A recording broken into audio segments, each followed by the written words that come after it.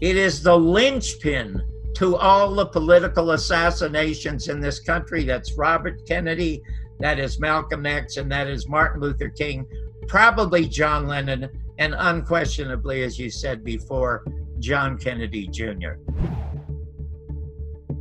Hey friends, Sean from SGT Report. Thank you so very much for tuning in.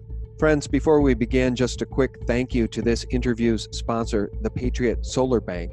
With all of the power outages and PG&E fires in California, it's easy to see why it's important to have your own power bank for your phone and electronics. Never waste money on batteries again because it's solar powered. And with a dual USB port, you can charge 2 devices at once. You can charge your cell phone anywhere in the world with the Patriot Solar Bank. It's lightweight, extremely durable, compact, and easy to take with you anywhere you go. Again, features include solar-powered recharging, dual USB ports, 8,000 mAh battery, LED lamp illumination, USB cable, and detachable compass. The Patriot Solar Bank is the perfect gift, but this is the last of the 2019, so get one today before they're gone. Use promo code SGT20 to save 20% off your order. Just visit patriotsolarbank.com. The link is below this video. All right, friends, and without further ado, my guest is John Barbour. As we approach the anniversary of the death, the assassination, the murder of President John F. Kennedy, I wanted to get John on today to talk about that fateful day and some current events. We'll welcome John now. How are you, John? Oh, Sean, I'm delighted, and thank you so much. And I'm so glad that you said that fateful day, because I have some really interesting notes for you about that fateful day. But I think we should talk a little bit about some of the things that are happening topically. And I don't know how you quite feel about this, but I think one of the biggest wastes of time right now happens to be the fake impeachment proceedings of Donald Trump. Donald Trump is probably the least impeachable president that we have had in office since John Kennedy. George Bush, who lied to us about Iraq, should have been impeached. George Bush Sr. was an absolute traitor to the country because during Iran-Contra, when Jimmy Carter was president, he had already made a deal with the Iranians to release the hostages, but George Bush Sr. made a deal with the Iranians to not release the hostages until he and Ronald Reagan got into the White House. And it was revealed in congressional meetings. It was called Iran-Contra. And in the movie, The American Media and the Second Assassination of President John F. Kennedy, there is George Bush Sr. himself saying, if they really knew what we were up to, they'd chase us down the street and hang us. Richard Nixon should have been impeached, and maybe LBJ over Vietnam, and maybe even our lovely venerated Dwight D. Eisenhower, because he ordered Dulles and the CIA to murder Mossadegh, a socialist elected as president of Iran democratically. They murdered him and replaced him with the Shah. All of these people could have been impeached just because Trump made a phone call. And it's a phone call. So what? He may have asked them to look into Biden's son and any kind of shenanigans that might have been going on. That's just dirty politics. But actually, let me intervene and say the transcript is very, very clear.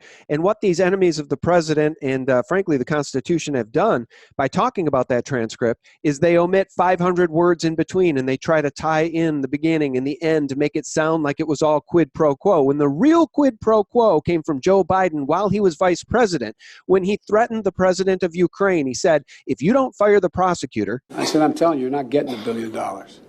I said, you're not getting $1 billion. I'm going to be leaving here. And I think it was, 6 hours? I said, I'm leaving in 6 hours. If the prosecutor's not fired, you're not getting the money. Oh, son of a bitch. Got fired. Who, by the way, was investigating his son, Hunter. If you don't fire the prosecutor before I leave here in the next 4 or 5 hours, you're not getting the $1 billion. A $1 billion military aid quid pro quo by Joe Biden. We don't hear the media talk about that. But if the Democrats and the media are suddenly so deeply concerned about bribery, you would think they would take some interest in Burisma paying Hunter Biden $83,000 a month. And you think they would be interested in Joe Biden threatening to withhold U.S. loan guarantees unless the Ukrainians fired a prosecutor who was investigating Burisma. That would be a textbook example of bribery. The media, of course, are free to act as Democrat puppets, and they're free to lurch from the Russia hoax to the Ukraine hoax at the direction of their puppet masters. But they cannot reasonably expect to do so without alienating half the country who voted for the president they're trying to expel. Americans have learned to recognize fake news when they see it, and if the mainstream press won't give it to them straight, they'll go elsewhere to find it, which is exactly what the American people are doing. Yes, you're absolutely right. And that I said, if he made those statements, which he didn't, as you just pointed out, it's only dirty politics. And America was built on dirty politics. George Washington, Abraham Lincoln, and even John Kennedy. The whole country is built on dirty politics, but that was not an impeachable offense. It was as much a waste of time as Russiagate and the Mueller report. And, you know, what I am so upset at now is half of the country is talking about Fartgate, for crying out loud. I must tell you, on MSNBC, it's more interesting to listen to farts than it is to listen to their views and news, and it stinks much less than what they're giving us. Yeah, I saw that, John, on MSNBC. I saw that. Well, you know what? As we're having this conversation today, John, this criminal enterprise, which is the left, the Democrats, are once again rolling out these fraudulent witnesses, Vindman and Williams, to testify against Donald Trump using hearsay. Hearsay is not even permissible in a court of law. That's how far left this hearing is. It's just absolutely beyond the pale. Meanwhile, FBI is investigating the criminal enterprise in connection with arrested Epstein guards. Not sure if you heard this, John, but the charges would be the first to arise from a criminal inquiry into the death of Mr. Epstein. Do you think he escaped, or do you think he was murdered? It is very difficult for me to tell because we don't get any kind of real information, and speculation, as Jim Garrison, is dangerous quicksand to tread on. And it's interesting that you said it was hearsay. Do you know when Jim Garrison brought Clay Shaw to trial, his attorney, Diamond, introduced the 26 volumes of the Warren Report before a 3-judge panel to get all the charges dropped against Clay Shaw. And the 3-judge panel ruled that the 26 volumes of the Warren Report were not an investigation, they were hearsay. But you never heard the mainstream media report about that. And since we're talking about Donald Trump, the conviction of Roger Stone, I've always had the feeling that they went after Roger Stone as a way to get to Donald Trump. Now, supposedly, they're speculating that he's going to get 50 years. He will not get 50 years because I have a feeling they're going to try to get a deal with him to testify against his former friend. He was a close friend and advisor to Donald Trump for 3 years. Now, I always wondered about the private conversations that he and the president might have had because Roger Stone wrote really a silly book about the fact that it was Lyndon Johnson who planned the assassination of John Kennedy, and the book did quite well. Now, you know that if he is a close friend of President Trump, that they had some very quiet conversations about the assassination of John Kennedy. So I think that President Trump is so much more aware of the CIA's activities and the deep state activities. And I think that is why he is having so much difficulty now. Do not be surprised if Donald Trump either pardons Roger Stone or somehow or another they nail Roger Stone and they get him to turn on his former friend. Well, we'll keep our eye on that story because clearly those who are in the know, those who actually care about the Constitution and the rule of law and real justice would like to see a pardon for Roger Stone, and sooner than later, because the whole thing is just an absolute witch hunt. You know, Roger Stone is not that far separated from me or you. You maybe know him personally. I mean, can you imagine if they came at you or me with the apparatus, the full fraudulent apparatus of the FBI? If they wanted to put you away, they would find a way to do it. That's what's so stinking rotten right now about this country and the out-of-control deep state is that they are weaponizing everything against the people, John. They absolutely and certainly are. And I had a friend that I used to play golf with who was second in charge of the Secret Service here in Las Vegas. 20 years he told me this story, and it was about Area 51, and it was about a guy who lived out by Area 51, and he saw these big black stealth bombers that were just being built and tested out in that area. And of course, the government denied that they had any such things. And this guy went public and he kept saying, hey, they have these things. And he took pictures. My friend and his partner arrested him out in Pahrump and sentenced him to an insane asylum without trial. That was over 20 years ago. As you say, they can absolutely crush you. They can crush us. And one of the things that I wanted to ask you right now, because I hear after December 10th, YouTube and Google are going to go further and start dropping a lot of sites that talk about truth in this country. Is yours one of those sites that will be damaged by YouTube? Because you're an extremely important broadcaster of really important information. Well, thanks. Yeah, we're all worried about that. It's the new terms of service they announced a couple of weeks ago that kick in on December 10th.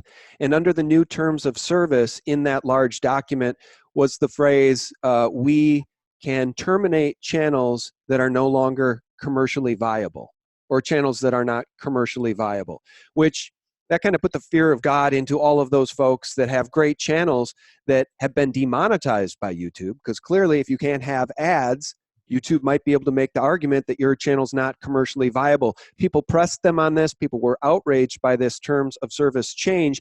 And then YouTube responded saying, oh, this isn't going to change anything day to day for YouTube channels. You people are misinterpreting what we meant. And I'm not sure if anybody's really clear on what they meant, but it's definitely something we need to keep an eye on, John, because you know they want to purge truth channels, especially alternative news, real news channels, prior to the 2020 election. Well, my webmaster has been telling me that he is very deeply involved with the Q movement and helps a lot of people, and he's really brilliant at it. We were demonetized about 8 months ago, and we were demonetized because I had done a rant 8 years ago about our senator here in Nevada. And one of the things I talked about was the number of Israeli Americans, dual citizens, who served in positions where they were able to determine foreign policy and domestic policy in the United States. And I named 22 of them. Yeah, I got one for you. How about Philip Zelikow on 9/11? $2.3 billion. No, $2.3 trillion missing from the Pentagon. Well, there you go. But then I went on to say you don't find any dual citizen Italian Americans or dual citizen Iranian Americans or dual citizen Russian Americans. They're all Israeli Americans. 80,000 people, Sean, watched that. And only 6 months ago, I'm notified by YouTube that I must take it down because they considered it hate speech. And it wasn't hate speech because we were just reporting facts about the enormous amount of influence. Israel has more influence over America's politics than does Russia or China or even sometimes American politicians. That is a fact. That is not a fiction, and it's not an opinion. So my webmaster, who's a genius, he challenged it. Now we're monetized again. We are primarily an entertainment channel with some information on the side. You're a solid 100% information and truth channel. So I got very nervous for you and a number of others, Dustin Nemos, Sarah Westall, and a number of really great sites. So I'm nervous that I won't be able to get the information that I need. Well, thanks for that, and we'll continue to stay vigilant and take it to task when YouTube takes down channels they shouldn't. Twitter's the best way to reach YouTube you can tweet to them at Team YouTube directly, and they're fairly responsive. We've gotten some channels restored when they take channels down unrightfully. Big example of that, I think, is Black Pigeon Speaks. That's an excellent channel, and the outcry was so huge that his channel was brought back within 24 hours. But you're right, this is a war on truth, and I think this is a good segue to talk about November 22nd, 1963, that fateful day. You mentioned earlier in our interview, there has never been a less impeachable president than Donald Trump. And then you mentioned LBJ.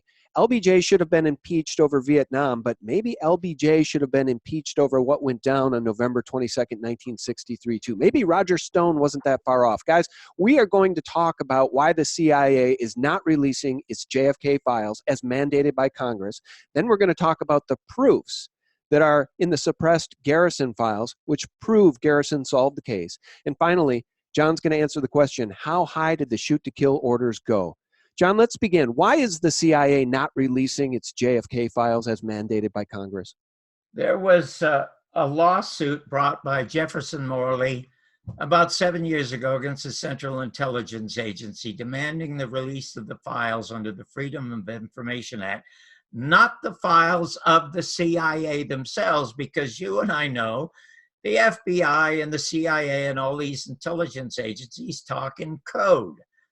And they have no blueprints that they can release files that say, this is how we kill the son of a bitch. What they do have, and they won't release, and what Jefferson Morley was after, were the 67 boxes of the Jim Garrison files.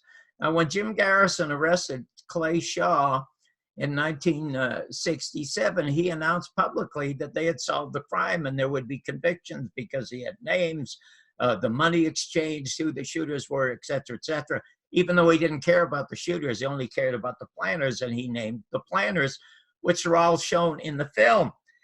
And because of Oliver Stone's magnificent movie, they passed the JFK Assassinations Records Act, and they were supposed to release all the CIA files last October.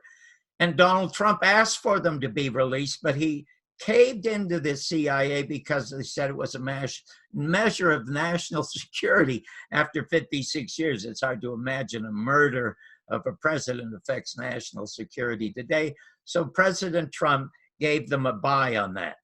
What happened is that 8 months ago, a judge in Washington, D.C. finally heard the case and ruled in favor of the CIA and ruled against Jefferson Morley. They will not release the Garrison files. And the judge who presided over that and made that ruling was Kavanaugh, whom Donald Trump appointed to the Supreme Court. So it makes one wonder whose side Kavanaugh's on. It doesn't make us question Donald Trump. It makes us question somebody like Kavanaugh. So we don't know where we are at this point.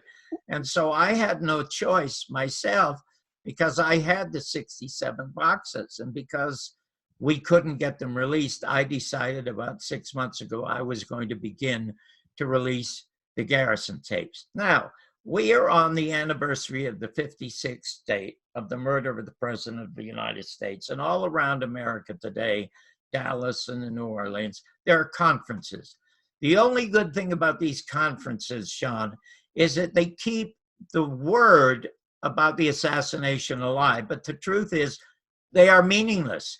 Even though one of the speakers at Judith Baker's conference is going to be Robert Tannenbaum, one of the speakers at another conference is going to be Oliver Stone. Oliver Stone cannot improve upon that excellent movie. I'm going to tell you something about Robert Tannenbaum. Robert Tannenbaum was one of the very best investigators of the House Select Committee on Assassinations. One of the people that he subpoenaed first was David Atlee Phillips, who was in charge of Western Hemisphere CIA operations, identified as the Maurice Bishop, who was the one that shepherded Lee Harvey Oswald and managed him in Dallas. So under subpoena, he's brought to the House Select Committee and he's put under interrogation. Less than halfway through that interrogation, as you can see in the film, he gets up and he goes home to tend to his garden. Robert Tannenbaum goes to Congress and said he must be arrested for contempt of Congress. We have this legal subpoena. They were afraid to issue an arrest warrant against David Atlee Phillips, and he knew it. And the reason he knew it, he knew that the USA was now CIA. Now, in the film, you see that Frank Church, Senator Frank Church in the mid-70s, got Richard Helms, the head of the CIA, to admit at that time that there were 400 CIA assets writing the news in all of our major newspapers and radio stations and television stations. Now, that's when we supposedly had a real war against Vietnam. Operation Mockingbird, CIA Operation Mockingbird. That's it. They bragged openly how they could get any headline of their choosing on the front page of all the newspapers, the major newspapers across the country overnight. That's right. Now look at, we thought, or America thought, oh, gee, our government's telling the truth about this commie threat in Asia, which was non-existent. And we believed it, okay, but so they had 400. Now, Vietnam was a country. We could bomb the country. Now along comes George Bush and he says, well, we got terrorists in Iraq and we got to get Saddam Hussein because he was responsible for 9/11, which is another bunch of hooey about this impeachment against President Trump, a bunch of hooey. He should have been impeached. Now we could bomb and did bomb and destroy this ancient civilization. Now we have phantom terrorists. They don't live anywhere. The United States government and the CIA and the FBI can designate you or me or even President Trump as a terrorist. Well, can I make an observation? I think this is important because, you know, you cited the fact that national security is the reason why the CIA will not release their JFK files, right? When I think of national security as it pertains to that subject, I think of national security, what they're citing is the security of the deep state. They can't reveal the truth because they're trying to keep the deep state secure. And you mentioned George H.W. Bush, former director of the CIA. I want to call to mind for you this clip from John McLaughlin, the former head of the CIA, sitting next to John Brennan. And recently, Margaret Brennan, who is a Mockingbird reporter and a CFR member, asked McLaughlin about the deep state that is targeting Trump. And McLaughlin's response, John Barbour, was, thank God for the deep state. You'd have to agree that now the impeachment inquiry is underway, sparked by a complaint from someone within the intelligence community. It feeds the president's concern and often used term about a deep state being there to take him out. Thank God for the deep state. So this deep state, right, the national security that they're citing as it pertains to the JFK files is to protect the security of the deep state, in my opinion, the CIA. You're absolutely right. My favorite writer in the 1950s wrote the best book about show business that I'd ever read. It's called The Child of the Century. It was the best book until I wrote my book, Your Mother's Not a Virgin. But he wrote another book. He became the first propagandist for the non-existent state of Israel, and his book is brilliant. He wrote another book called A Guide for the Bedeviled, and his advice to every American was, do not trust anybody in authority.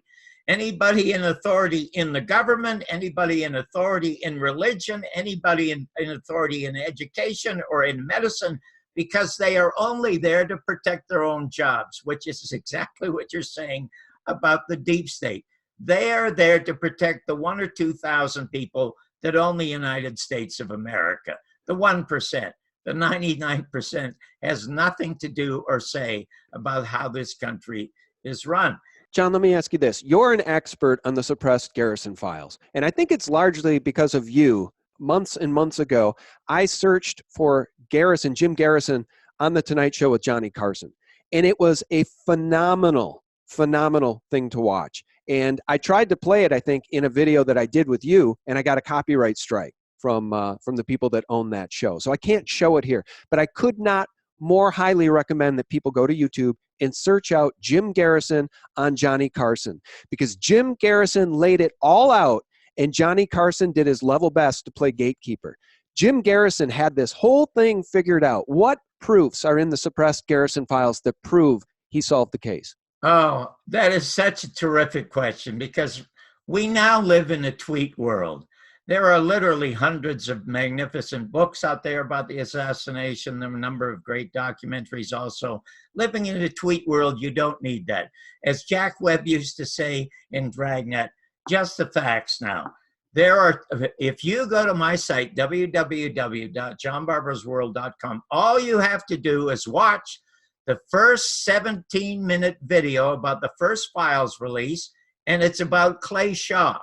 Then you watch the second files release about David Ferrie that's only 8 minutes long. You will have absolutely all the definitive proof and facts that Jim Garrison solved the case in 1967 when he arrested Clay Shaw.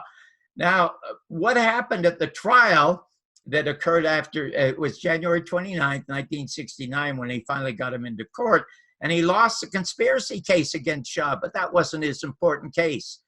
It was perjury, and he had Shaw nailed for perjury. So what I'm going to do is I'm going to give you just a few of the facts from that Shaw file that definitively proves that he could have nailed Clay Shaw. And why he wanted to get Clay Shaw on the stand, he knew that Clay Shaw would reveal the truth about the murder of John Kennedy and his involvement in the CIA. Otherwise, he would have been destroyed professionally and personally by the facts in these files. And here are a couple of them. Pardon me for putting on my glasses, but I have to do this. One of the things that he had a very hard time proving, of course, was that Clay Shaw was with the Central Intelligence Agency. And a lot of the jurors said, had he been able to prove that, we would have convicted him not only of conspiracy, but of perjury. In the beginning of the movie, The American Media and the Second Assassination of John Kennedy, there is a file dated 1967 from the CIA to their legal department saying, we must supply legal aid to Clay Shaw in New Orleans, or District Attorney Jim Garrison will indeed get a conviction for conspiracy to kill the president. Now, that doesn't prove the CIA killed him, but it proves that they hindered a legal investigation. And then we now have proof that 10 CIA operatives infiltrated Jim Garrison's files. But here we have what happens at Jim Garrison. This is how thorough he was. He got 10 years of Clay Shaw's employment records and tax records, which proved that he was an official that worked for a great deal of money for the Central Intelligence Agency at a company called Permindex. Now, during the trial, one of the things that they had difficulty proving was a motive for Clay Shaw to try to kill John Kennedy. And they found a possible motive over and above the just hatred of John Kennedy first politics. Clay Shaw and some of his business associates paid $1 million for a nickel mine in Cuba. And when the Bay of Pigs struck, they thought they were going to get their nickel mine back. And however, John Kennedy announced they were not going to have any air support for these troops going into the Bay of Pigs. And so he lost his $1 million and that nickel mine. And Garrison argued that was indeed motive enough for revenge, but he was really after proving it was with the Central Intelligence Agency. Now, the other thing is that he denied that he had contacted Dean Andrews to be the lawyer to represent Lee Harvey Oswald after Oswald was arrested. But in another court case, Jim Garrison proved that he did indeed perjure himself there and did call Dean Andrews. That none of that was reported in the mainstream media. Now we have a lady named Barbara Messina. This is long before the assassination. She testifies under oath that she had numerous lunches and dinners with Clay Shaw and with Jack Ruby.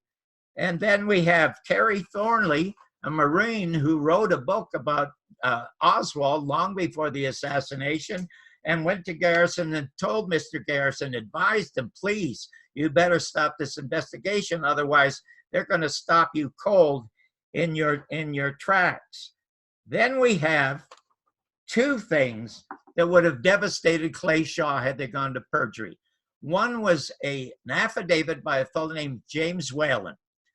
He swore under oath to James Garrison and his staff that he was offered $25,000 by Clay Shaw and David Ferry to murder Jim Garrison, $15,000 in advance and $10,000 after the fact. He thought about it. He went to Garrison and he said, the reason I thought about it, first I had to stop because it was just too big for me to murder a district attorney investigating the murder of the president. That's just too big. But I did think about it, and not for the money, Mr. Garrison. I thought about it because I have a deathly ill daughter. And Clay Shaw promised me that the United States would gather every one of the greatest doctors and medical practitioners in America to cure his daughter. And he deeply thought about killing him, but he just couldn't bring himself to do it because he thought it was more important that Garrison live than his daughter live. Now, the next thing that we have here is they talked in telephone code. David Ferry and Jack Ruby and Clay Shaw, they all talked in television code, which is proven in these documents. Now, here is how brilliant Garrison was in its simple CIA investigation. He gathered all their phone records, and all the phone records led to an apartment building in Chicago owned by the girlfriend of a fellow named Lawrence V. Myers.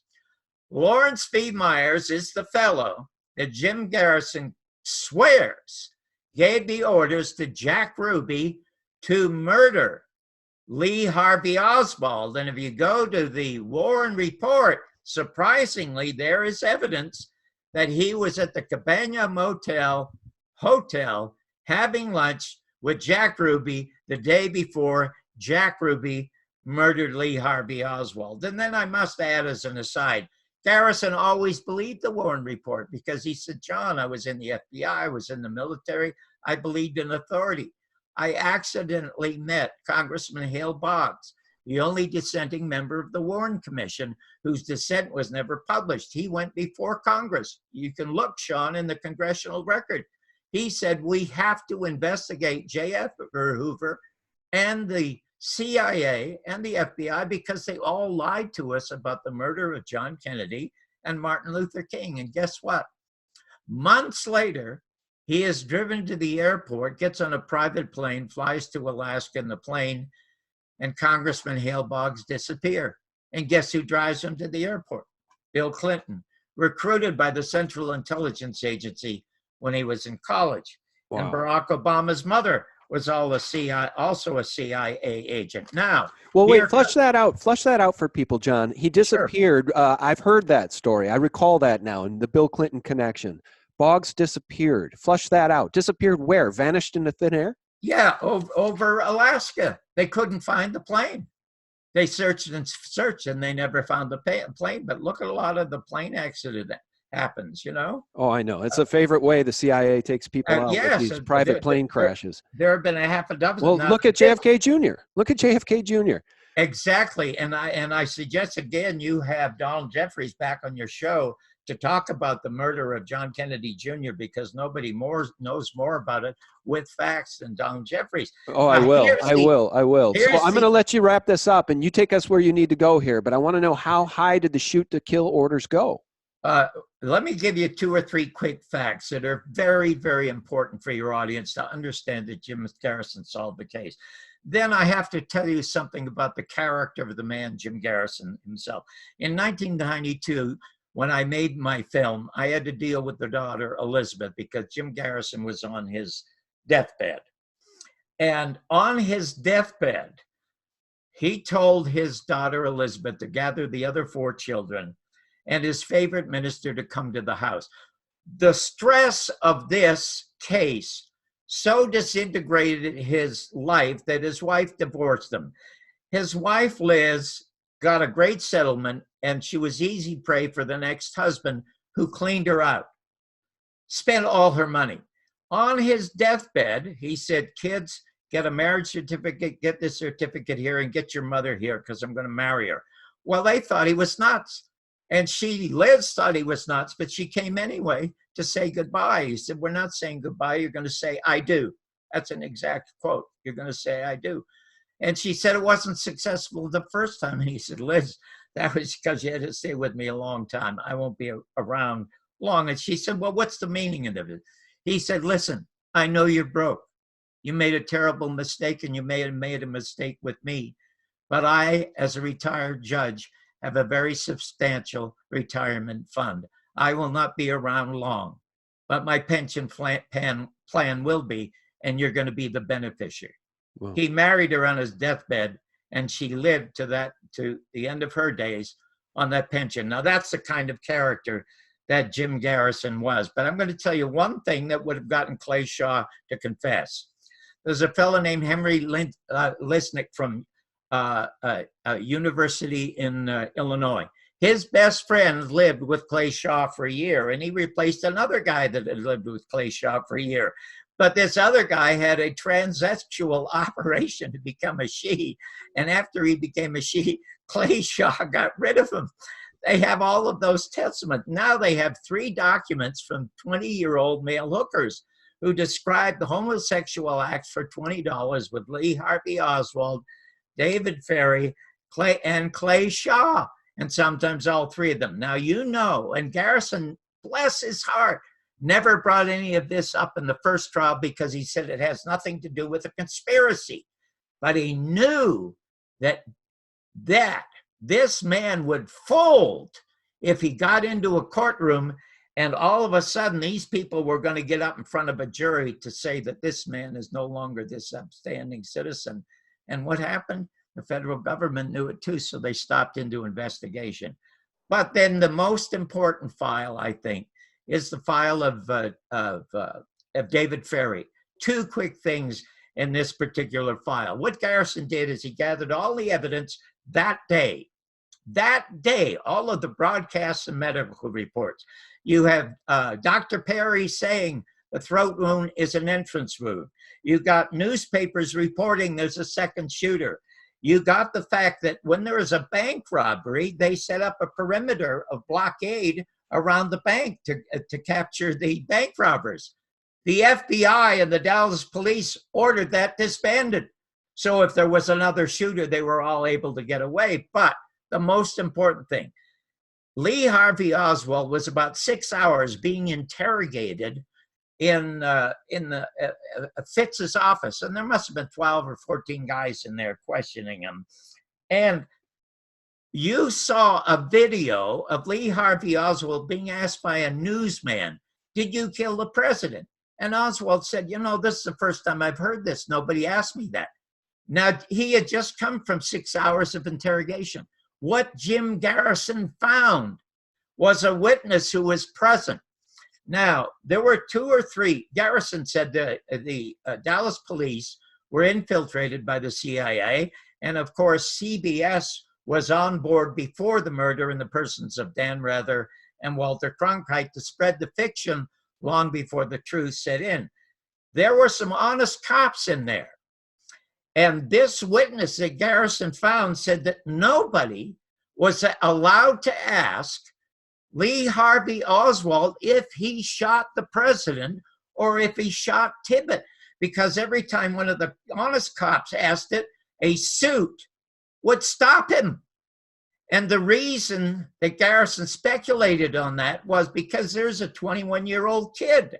And if he is asked directly with all these guns surrounding him, these Smith & Wessons and these Magnums and these Stetsons, if he's asked, did you kill the president? Garrison said that kid is going to say, God, no, I'm with the CIA. I'm just a patsy. And he was never allowed to holler that he was a patsy until they were finally hauling him away.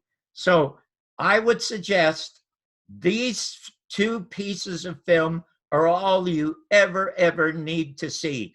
It is a waste of time for all of these meetings. It's a cold case at the Justice Department. And what Jesse Ventura and Dr. Cyril Wecht and Oliver Stone should be doing is not wasting their time talking. They should put their bodies on the line if they believe what they're saying. And every November 22nd should become America's Bastille Day, and they should march on the Justice Department, called the Robert F. Kennedy Justice Department, and demand that this cold case be opened, because if it's opened, all of these other facts that these books are based on will be revealed and it'll be solved. It is the linchpin to all the political assassinations in this country. That's Robert Kennedy, that is Malcolm X, and that is Martin Luther King, probably John Lennon, and unquestionably, as you said before, John Kennedy Jr. Just go to my site, just watch 25 minutes. That's all you will need to know the rest of your life to know that this case was solved and proven by Jim Garrison, one of the bravest Americans who ever lived.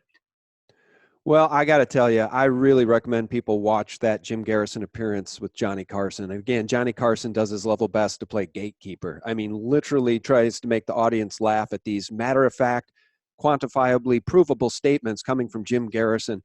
He couldn't have made a stronger case, and Johnny Carson was really revealed as trying to be a gatekeeper. I'll try to remember to link that below, guys, so you can watch it for yourself in the more info section. So John Barbour changed the face of American TV. I don't know if you guys know this, but he was the creator, producer, principal writer, and co-host of Real People. I remember, I'm dating myself, John. I remember you on Real People. I used to watch it when I was a kid. Well, bless your heart. Thank you so much. You know, I was dubbed the godfather of reality television, and I take a lot of bows for that, because Real People did more good for America in 3 years than 60 Minutes did in 35 years. That Vietnam Memorial Wall that you see in Washington, D.C. was built as a result of a story that we did.